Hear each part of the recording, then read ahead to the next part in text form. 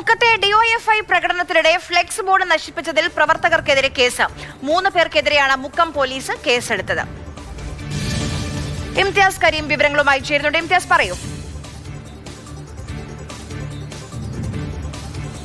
ആര്യ, കോഴിക്കോട് മുക്കത്തെ ഡിവൈഎഫ്ഐ പ്രവർത്തകരായിട്ടുള്ള റെനിൽ രാജ്, ജാഫർ സാരിഫ്, കിഷ്കിൻ സിഎം എന്നീ 3 ഡിവൈഎഫ്ഐ പ്രവർത്തകർക്കെതിരെയും കണ്ടാലറിയാവുന്ന 10 പേർക്കെതിരെയുമാണ് ഇപ്പോൾ BNS 192 പ്രകാരം മുക്കം പോലീസ് കേസ് രജിസ്റ്റർ ചെയ്തിരിക്കുന്നത്. മനഃപൂർവ്വം പ്രകോപനമുണ്ടാക്കാൻ ശ്രമിക്കൽ തുടങ്ങിയ വകുപ്പുകളാണ് ഇതിൽ ഉൾപ്പെടുത്തിയിരിക്കുന്നത് എന്നുള്ളതാണ്. കഴിഞ്ഞ ദിവസം വ്യാപകമായ പ്രതിഷേധം, ആരോഗ്യമന്ത്രി വീണ ജോർജിന് പരിക്കേറ്റതിനെ തുടർന്ന് വ്യാപകമായ പ്രതിഷേധം കോഴിക്കോട് ജില്ലയിൽ ഉണ്ടായിരുന്നു. മുക്കത്ത് ഡിവൈഎഫ്ഐ പ്രവർത്തകർ ഈ പ്രതിഷേധ പ്രകടനം നടത്തുന്നതിനിടയ്ക്ക് അവിടെ പ്രതിപക്ഷ നേതാവിന്റെ പുതുയുഗ യാത്രയുടെ ഫ്ലെക്സ് ബോർഡുകൾ ഉണ്ടായിരുന്നു. ആ ഫ്ലെക്സ് ബോർഡുകൾ നശിപ്പിച്ചു. ഇതിന് പിന്നാലെ കോൺഗ്രസ് പ്രവർത്തകരും ഡിവൈഎഫ്ഐ പ്രവർത്തകരും ഒക്കെ അവിടെ വാക്കുതർക്കമുണ്ടാവുന്ന സ്ഥിതിവിശേഷമുണ്ടായി. പിന്നാലെ കോൺഗ്രസ് പ്രവർത്തകർ തെരുവിലിറങ്ങി റോഡ് ഉപരോധിക്കുന്ന കാര്യവും നമ്മൾ ഇന്നലെ അവിടെ കണ്ടു. അതിന് പിന്നാലെയാണ് കോൺഗ്രസ് മുക്കം പോലീസിൽ പരാതി നൽകിയിരിക്കുന്നത്.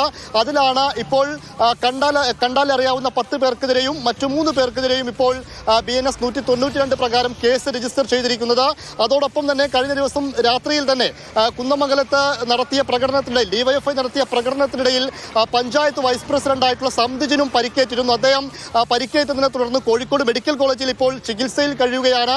ആ തരത്തിലാണ് ഇന്നലെ പ്രതിഷേധ പ്രകടനത്തിനിടെ അക്രമ സംഭവങ്ങൾ കോഴിക്കോട് ജില്ലയിൽ ഉണ്ടായത്. അതിൽ ആദ്യത്തെ FIR ആണ് മുക്കത്തേത്. ആര്യ.